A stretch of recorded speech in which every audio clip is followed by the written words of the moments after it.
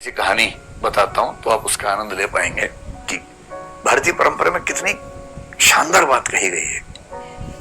महाभारत आप जानते हैं क्या होता है ना। तो महाभारत का युद्ध चल रहा है कुरुक्षेत्र में और युद्ध काफी सघन बिंदु पे आ चुका है, खतरनाक बिंदु पे आ चुका है। कौरवों की सेना बहुत बड़ी है, पांडवों की सेना छोटी है। बस पांडवों के पास ये है कि कृष्ण साथ में है और कृष्ण की जो कूटनीति है, वैसे भी लठैती काम नहीं आती है, कूटनीति बहुत बड़ी चीज है लठैती की तुलना में, उसकी वैल्यू ज्यादा होती है। कृष्ण कूटनीति के इतने पुरोधा हैं कि उनके सामने बड़े बड़े जो बलशाली लोग हैं चल नहीं पाते हैं। अब हो क्या रहा है? अच्छा, कृष्ण को शुरू से अंदाजा था कि कर्ण को संभालना आसान नहीं होने वाला है, बाकी सबको संभाल लेंगे, कर्ण नहीं संभलेगा।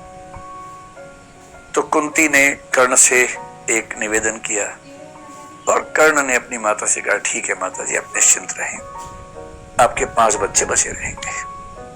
जिसमें निहित था कि मैं आपका एक बच्चा नहीं छोड़ूंगा, अर्जुन, बाकी सब छोड़ दूंगा। अब कुंती भी चिंतित है क्योंकि वे बच्चे तो उसके हैं ना, बच्चे की चिंता किस मां को नहीं होगी। अब हो क्या रहा है युद्ध में? द्रोणाचार्य की मृत्यु हो चुकी है। अश्वत्थामा वाली कहानी आपने सुनी ही है।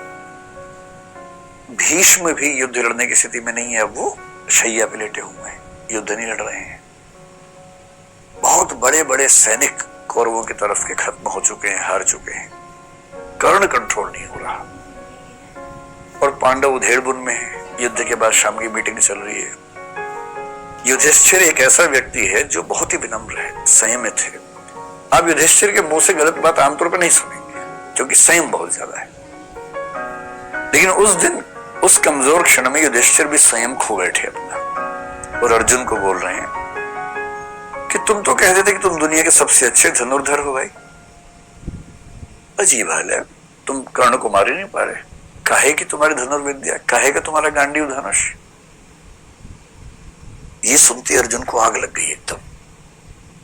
और अर्जुन ने एक कसम ले रखी थी, प्रण लिया हुआ था कि यदि कोई मेरे गांडीव धनुष का अपमान करेगा तो मैं उसका जीवन ले लूंगा। ये प्रण लिया हुआ था, प्रतिज्ञा थी। अब मामला फंस गया कि अपमान कर दिया बड़े भाई ने। बड़ा भाई और पिता परंपरा में एक ही माना गया है, तो पिता स्वरूप बड़े भाई ने अपमान कर दिया।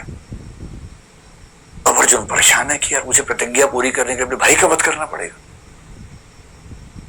कृष्ण समझ गया कि ये मामला ठीक कर रहा हूं। कृष्ण उसके पास गया, बोले चिंता मत करो यार, रास्ता है इसका। क्या रास्ता है? बोले शास्त्रों में कहा गया है कि पिता का अपमान करना और पिता की हत्या करना बराबर बात है। तो तुम युधिष्ठिर का अपमान कर दो, तुम बड़े भाई के वध के पाप से मुक्त हो जाओगे। उसने कहा ये ठीक रहेगा। तो उसने उसी सभा में वापस जाके बोला, आपने जो जुआ खेला उसकी वजह सब कुछ हो रहा है। आपने ही सारी गड़बड़ की थी। उस दिन आपने पत्नी को दांव पे लगा दिया, राज्य को दांव पे लगा दिया, आपकी वजह से वनवास हम सबको मिला, हम सबका जीना मुश्किल हुआ, ये आप जिम्मेदार हैं इसके। युधिष्ठिर अवाक देख रहे हैं कि ये क्या बोल रहा है, कैसे बोल रहा है। फिर कृष्ण ने संकेत किया, हो गया बस पर्याप्त है। अब वापस आए। युधिष्ठिर तो चुप हो गए। उदात्त आदमी चुप हो जाता है, ऐसे क्या बोलेगा उसके बाद। अब अर्जुन को गिल्ट फीलिंग बड़ी खतरनाक है। कृष्ण के पास बैठ के बोल रहा कि मैं ये झेल नहीं सकता। पिता की निंदा और पिता की हत्या बराबर है। मैंने पिता की निंदा की यानी कि मैंने पिता की हत्या की है, और पिता की हत्या के बाद मैं जीवित रहूं ये संभव नहीं है। मैं तो खुद को खत्म करूंगा। सबने समझा है पर वो अड़ गया ना, और फिर चिता तैयार कर ली गई उसके लिए। अब कृष्ण को लगा बताओ यार एक सॉल्यूशन निकाला है तो मामला दूसरा फंस गया।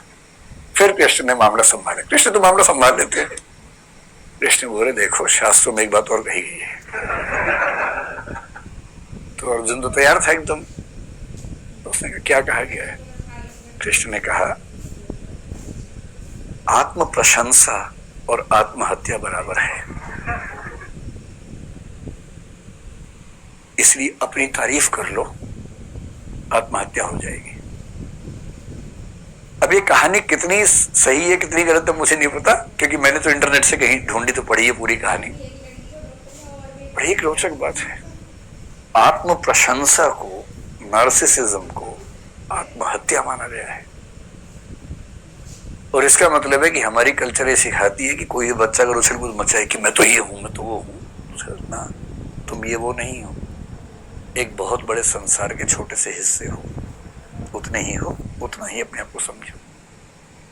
और इसीलिए आपको इंडियन फिलॉसफी, इंडियन लिटरेचर की परंपरा में ऐसे एक से बढ़कर एक लोग दिखेंगे, बहुत योग्य थे पर बड़ा बोल नहीं बोलते थे। बड़े बड़ाई ना करें, बड़ा ना बोलें बोल, रहीमन हीरा कब कहे लाख टका मेरो मोल। जो बड़ा होता है बड़ाई नहीं करता है अपनी। रहीम कह रहे हीरा कब कहता है कि मेरा मोल लाख टका है, नहीं कहता, कहना भी नहीं चाहिए। क्यों कहना चाहिए?